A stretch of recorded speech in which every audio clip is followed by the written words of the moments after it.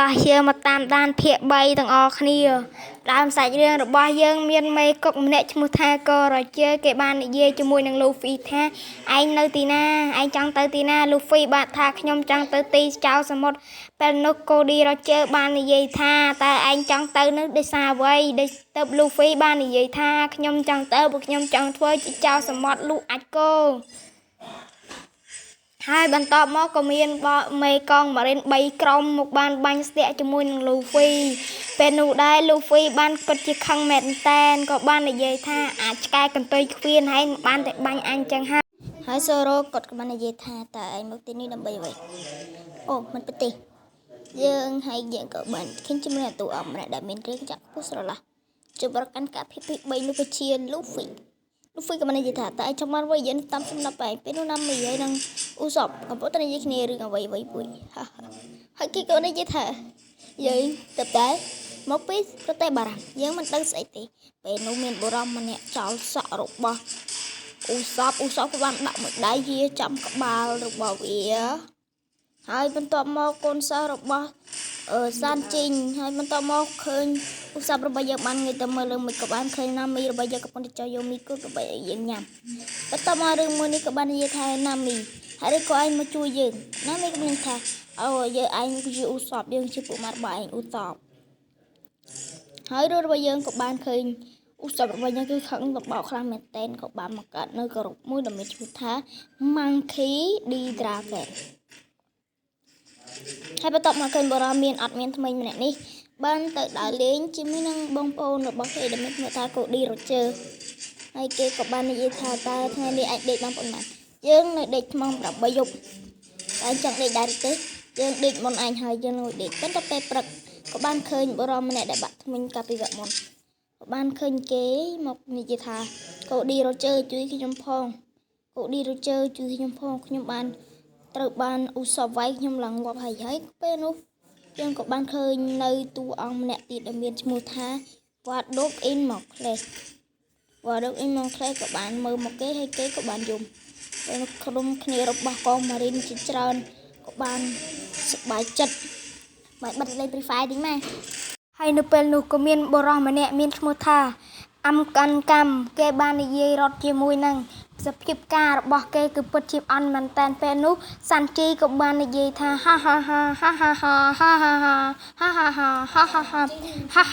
ឯងត្រូវតែស្លាប់លូហ្វីពេលនោះក៏ត្រូវបានគេចងដែរហើយលូហ្វីពេលនោះក៏ពិតជាខឹងពួកអាឈួតកងម៉ារីននឹងពិតមែនហើយពេលនោះលូហ្វីក៏បានញញឹមចេញថ្មិញដោយពេញចិត្តមកថាហើយលូហ្វីក៏បានច្រៀងថាស៊ុងកាំងស៊ុងបំពូចាស៊ុងបាំងហើយពេលនោះក៏មានបុរសម្នាក់មិនស្គាល់អត្តសញ្ញាណទេគេក៏បានយកកំភ្លើងធំមកគម្រាមអ្នកភូមិហើយគេក៏បានអត់មែនតែនប្រយនិយាយរួមទៅគឺឡយមែនតែនរឿងនេះទាំងអស់គ្នាតាមដានដោះចប់ហើយអាបុរសម្នាក់នេះមានឈ្មោះថាស៊ូវហ្នឹងគឺគេនិយាយច្រើនមែនតែនខ្ញុំមិនដឹងនិយាយអីទេព្រោះខ្ញុំអត់ចេះអានអត់ចេះស្ដាប់ទេវាបាននិយាយច្រើនមែនតែនឬមួយក៏វានិយាយដើមគ្នាហ្នឹងហើយសាច់រឿងរបស់យើងក៏កាត់មកដល់អាប៉ែមួយនេះគឺជាសានជីងរបស់យើងណាហើយបងប្អូនហើយគេក៏បានជួបជាមួយនឹងលូហ្វីបងប្អូនហើយលូហ្វីក៏បាននិយាយរាក់ទាក់ជាមួយនឹងលូហ្វីជាមួយនឹងសានជីងតិចតួចទៅហើយក៏មានណាមីមកជួយមកមើលអញ្ចឹងណាហ្នឹងហើយរឿងហ្នឹងប៉ិតល្អមើលណាមីក៏បាននិយាយថាតើអ្នកទាំងពីរជាអ្នកណាខ្ញុំមិនស្គាល់អ្នកទាំងពីរទេពេលនោះយើងក៏បានមើលឃើញអាឈួតមួយចំមុះធំហ្នឹងដឹងឈ្មោះអីទេវាបានមកធ្វើស្អីក៏មិនដឹងដែរវាតាមពិតទៅវាវាយសាន់លូហ្វីហ្នឹងហើយវាវាយលូហ្វីហើយនេះគេមានសរសេរពាក្យថាខ្ញុំចង់ចូលបន្ទប់ទឹកអាប់មួយនេះវាអានថាមិនដឹងអានអីទេហើយយើងក៏បានមើលឲ្យមួយនេះគឺជាកូនក្មេងកូនរបស់ណាមីហើយសាន់ជីងក៏បានជាប់គុកនៅពេលដែលសាន់ជីងជាប់គុកអញ្ចឹងក៏មានបរោះសូរ៉ូមកលេងអញ្ចឹងណាហើយគេក៏មិនដឹងស្អីដែរក៏មានតាចាស់ម្នាក់ឈ្មោះថាកូឌីរ៉ូពើគេបានទៅអង្អែលកូនឆ្កែមួយមានឈ្មោះថាកង្កែបហើយអាកង្កែបហ្នឹងក៏បានឃើញលូហ្វីមកកាត់មកដល់ណាមីហើយណាមីក៏បាននិយាយថាអាកូនឆ្កែខ្ញុំស្រឡាញ់ឯងហើយពេលនោះលូហ្វីក៏ពិតជាខឹងមែនតើក៏បាននិយាយថាអូខេហើយនៅពេលនោះច្រឡំក្នុងហ្នឹងឈ្មោះអាមួយហ្នឹងឈ្មោះសាន់ជីង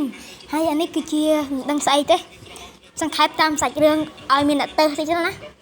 ហើយ Luffy ក៏បានស្រែកខឹងមែនតើហាខ្ទើយអូខេតោះទៅទៀតហើយអាមួយយកកងយកអាកំភ្លើងធំហ្នឹងមកទៀតហើយអាមួយកំភ្លើងធំហ្នឹងគឺពិតជាក្លយមែនតើវាបានបាញ់ទុកសាន់នេះចេញមកហើយបន្ទាប់មកយើងបានឃើញតែទុកសាន់នេះមួយដែលមានកំប៉ោងដើម្បីធ្វើឲ្យឧសពបានតែមានភាពងាយស្រួលនឹងបានបុកទៅរោបរមម្នាក់នេះហើយគេក៏បាននិយាយថាតើហេតុអ្វីទៅបានមកទីនេះ